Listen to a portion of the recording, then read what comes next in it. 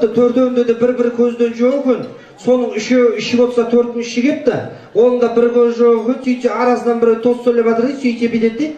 Кой жигиттер не дейбиз? Төрт көзүмүз түгүлдөндө bir ап коюш деп айтат дейсиңчи. Сол сыяктуу мына. Сол сыяктуу ал дегенге ала бермеңиздер. Адам өзү ишкен сайын ириги каша береди ғой.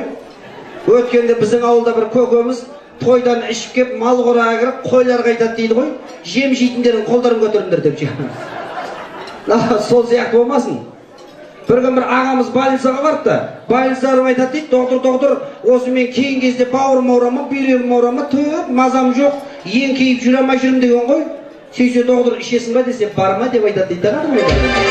Осындай bir той болып атқан ғой, күйеу әдемі отырған ғой, терлеп тепшіп. Сөйтсе әйелі қылқылдап қоймапты, үйге қайтайықшы деп. Сөйтсе күйеу айтат дейт, тұршы, Алматыда үйі бар адам солай деп жүр.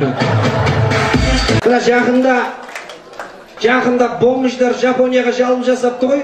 Ана плоский телевизорды шығарғанды қойыңдар, коробкасына сыймай атырық деп жүр. Дым тісі жоқ, екі кемпір подружка болған ғой, екі кемпір. Дым тісі жоқ. Екі кемпір подружка бір стакан шемішкен алдай жағыпты екеуі. Сөйтсе подружкасы айтады дейді, не аламыз, тағы бір стакан аламыз ба деп. Шал шай ішіп отқан ғой, шал. Кемпірі бетіне айран жағып, маска жасап та, шалдың жанына кеп жатып атса, шал айтады дейді, атаңа нелер ыдысқа құйып әкелмейсің ба деп. Солай болды, бір апама шапалақ ұрмайды. Апам намызына тек қабем, апам екі қолы шапалақ ұрып қабет, астынан пакет жасыл құрдым болды қадырбайдағы.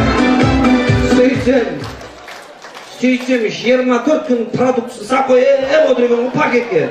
Қалқым сұраса айту керек, әкімдер құстап жеп кетіп қалмайды.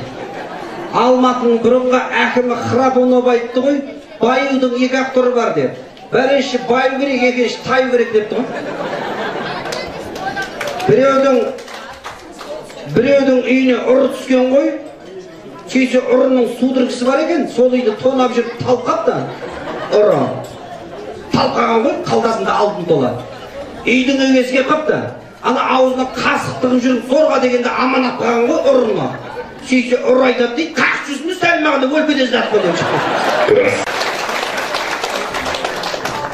Екі жынды отырған ғой, екі жынды. Сөйтсе екі жындының біреуі бейдеп айнаға қарапты да, ойбай мынау таныс қоя деп жа. Мынаны қайдан көрдім деп. Сөйтсе екінші жынды берші мен көрейін депті да, жындысың ба бұл мен ғой деп айтады. Біз өзі тамадалар тойға кеп көп сөйлейміз, үйге барып ұйықтап сандырақтап тағы сөйлейміз ғой. Bir gün ұйықтап атып үйде, Айсұлу деп қоямын жа. Сөйтсем келіншегім тұр. Жа Айсұлу деген кім дейді маған? Біреуге тос беріп атырмын дейді салдым,